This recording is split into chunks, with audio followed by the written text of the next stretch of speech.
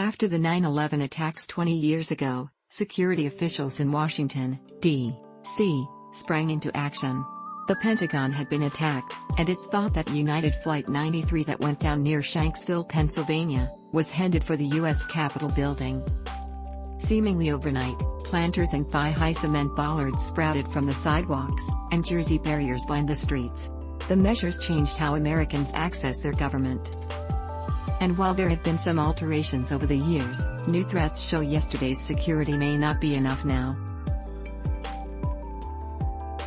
Back after 9/11, Jonathan Wackrow, a former Secret Service agent, says law enforcement was acting on near real-time intelligence coming out of Afghanistan and other localities that were focused on vehicle-borne explosive devices, suicide bombers, those type of threats that we really hadn't faced her. It's the total change of flow and accessibility that everyday citizens used to have to seats of power. Meyer wistfully remembers bringing classes up from the UVA campus in Charlottesville and sitting on the Capitol steps overlooking the National Mall. To be sitting with 100 people on the steps of. And in fact, while at that time there was a little bit more locking of doors, you could still walk in, just walk into the building. Those days have long since passed. Security really began to harden in Washington, D.C., after the 1995 Oklahoma City truck bombing, which destroyed the Alfred P. Murrah federal building there, killing 168 people.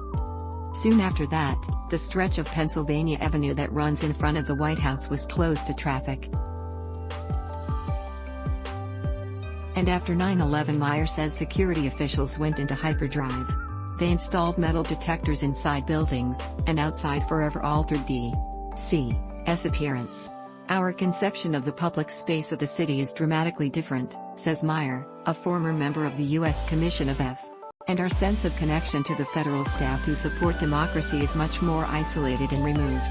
That worries Edward Feiner, who served as chief architect of the General Services Administration, which oversees federal buildings.